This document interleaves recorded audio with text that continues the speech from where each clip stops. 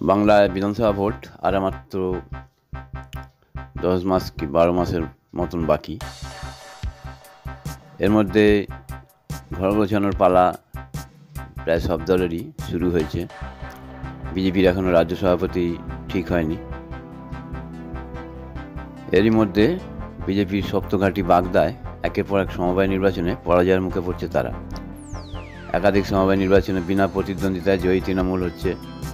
এবার বিজেপির দখলে থাকা পঞ্চায়েত এলাকার সমবায় নির্বাচনেও জয় ছিনিয়ে নিল তারা। বাগদার কানিয়ারা 1 নম্বর গ্রাম পঞ্চায়েত বিজেপির দখলে ছিল। ওই পঞ্চায়েত এলাকার দুর্গাপুর সমবায় কৃষি উন্নয়ন সমিতির ভোট ছিল বুধবার। 6টি আসন বিশিষ্ট সমবায়ে আগেই 2টি আসনে বিনা প্রতিদ্বন্দ্বিতায় জয় নিশ্চিত করেছিল তৃণমূল। জানা গেছে, বিজেপি মহিলা প্রার্থী খুঁজে না পাওয়ার কারণে ওই 2টি আসনে বিনা প্রতিদ্বন্দ্বিতায় জিতেছে তৃণমূলের 2 মহিলা প্রার্থী। 4টি আসনে বিজেপি প্রার্থী দিয়েছিল। সমবায়ে মোট 476 জন ভোটার। 302টি ভোট পড়ে এদিন। গণনা শুরু হতেই তৃণমূল কংগ্রেসের প্রার্থীরা এগিয়ে যান। শেষ পর্যন্ত তৃণমূল কংগ্রেসের 4 জন প্রার্থী জয়ী হন। বাগদা পঞ্চায়েত সমিতির সহসভাপতি তরুণ ঘোষ বলেন, স্বচ্ছভাবে নির্বাচন পরিচালনা করেছে প্রশাসন। বাগদা এখন বিজেপি বলে আর কিছু নেই। মানুষ তৃণমূল কংগ্রেসের উপরেই আস্থা রেখেছে।